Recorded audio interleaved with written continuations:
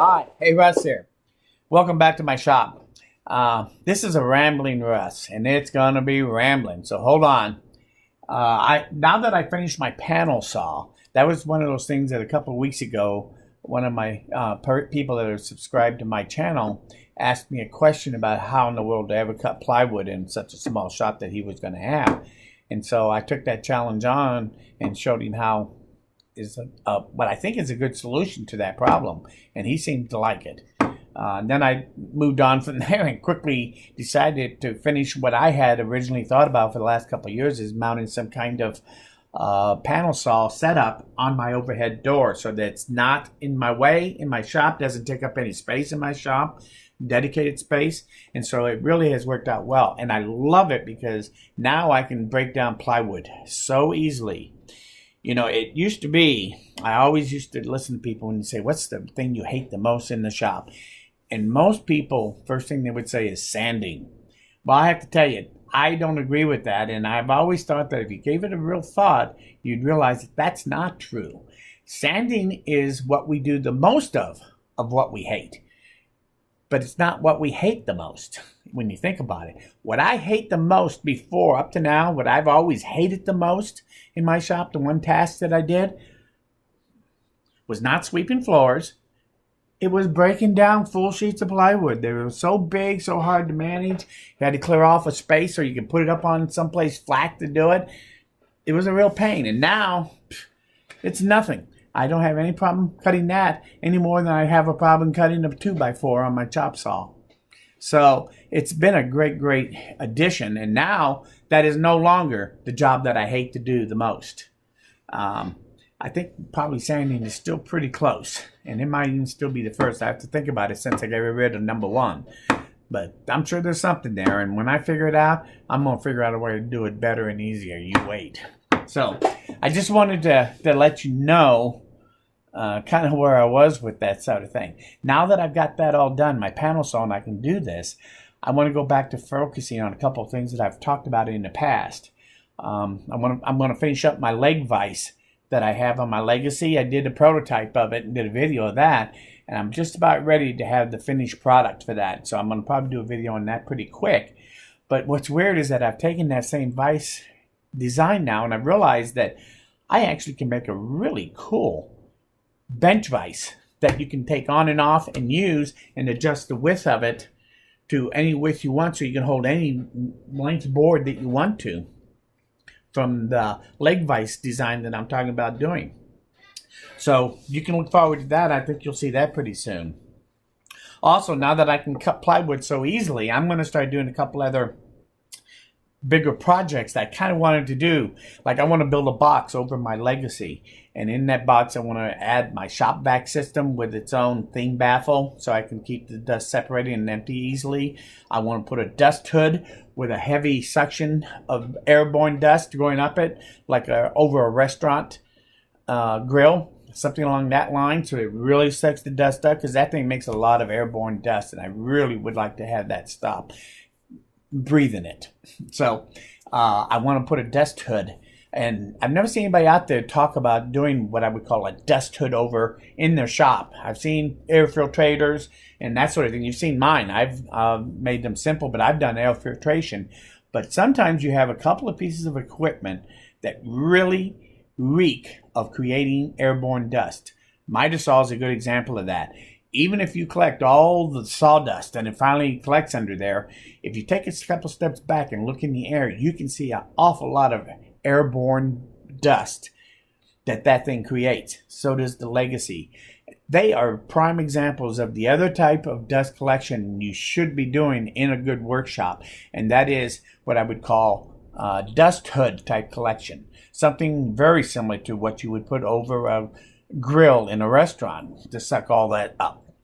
And I'd like to build something like that over my miter saw and over my Legacy, and incorporate into this shop that type of dust collection. I've never seen anybody do that type of concentrated collection of airborne dust before, so I think maybe I'm going to do something, and that's one of the ideas I have in my head to get done. I also, because I can now break down the plywood, not only to build that box above my Legacy back there that I want to do all this in, above my miter saw, on my whole miter saw area. That whole wall, I want to take it all down and build a miter saw station.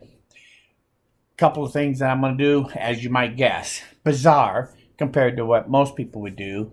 And one of my thoughts is the biggest problem with a really great miter saw station is when you start asking them, well, how much plywood did you use? Oh, I used 20 sheets of plywood. That's $2,000 worth of plywood if you use $100 sheet plywood. I'm sorry, but I don't want to spend that kind of money on a cabinet in my shop. So I've decided that I'm going to build mine totally out of OSB plywood, one of the cheapest plywoods you can buy. It structurally, theoretically, isn't as strong as regular plywood, but there is no reason why you can't build a good, strong cabinetry using nothing but OSB. And when I get done, if I use 20 sheets of that, it's going to cost me a hell of a lot less than that. It'd be closer to $300 than $2,000. I guarantee you that. So it's a project I want to do that I really think it's going to be kind of cool when I get done. And the actual design of it and the different features I'll have in my cabinetry over there, that remains to be seen. But what makes that a really cool project is not how I designed something very genius, but what I use to build it that makes it inexpensive to build it. That's what most people in shops that really starting off, especially, this is the type of thing that I think that they would really like to see is, you know, anybody can go out if they make enough money. They can go out and buy something expensive, you know, and just buy all the toys. You might as well go out and buy all Festool stuff. There are a few people out there that you look in their shops and that's all you see is Festool, Festool, Festool. Well, I'm sorry. They spend so much money on that shop. They probably have more money in their shop than I do in my house. It just, you know, I think there are less expensive ways for you to have a shop and not have to buy all that expensive stuff. And I think the miter saw station is, I'm going to prove that with that by using OSB to make this cabinetry. And I think it'll come out pretty nice when I'm done. So hopefully by next year this time, that project will come and be done. I really want to get this thing all cleared up. And we're talking about this wall right here. Whoop, let me raise this up. You can see the TV. There's the miter saw, and it goes all the way to the corner. So I want to take this whole wall all the way back and forth here. I want to take that wall and have it all cabinetry with the miter saw in there. So that's my miter saw station area.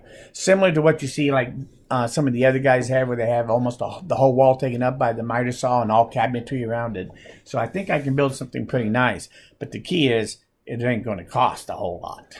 So that's what I look for, and that's what I tried to do. Most of the things I do, I try to accomplish. I try to make it inexpensive when I can.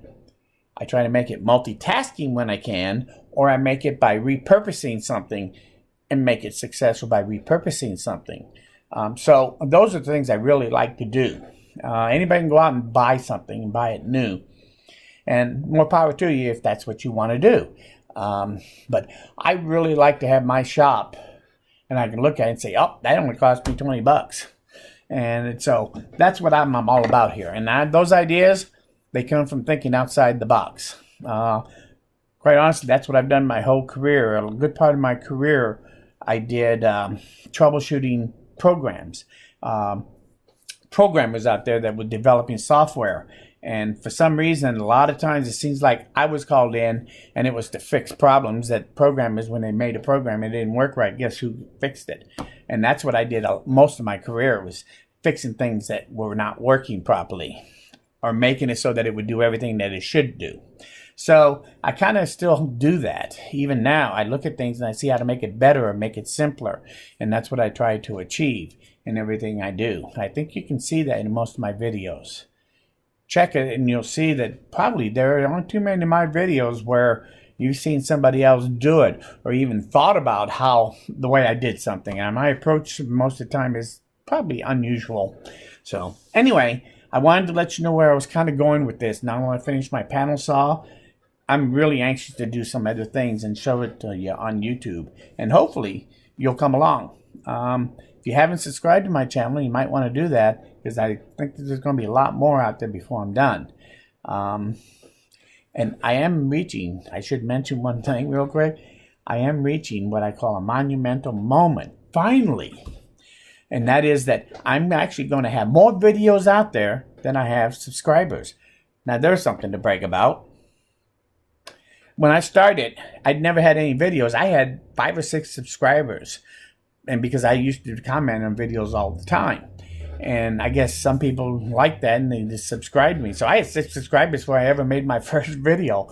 And when I started making my videos, I always seemed to pick up a few more subscribers than as I went along. I thought, oh, I'm going to have more videos out there than subscribers. Well, that has always been going by the wayside up to now.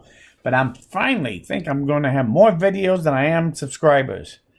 Does that say how many subscribers do I have? Yeah, you can take a guess at that. But it doesn't matter to me. I don't really worry about that. I do this because it's what I like to do. That's why I do videos without editing. I don't want that burden or that cost of using fancy equipment to do all my videos. So you're not going to get good quality videos, but you sure will get some pretty cool ideas, I think, before I'm done.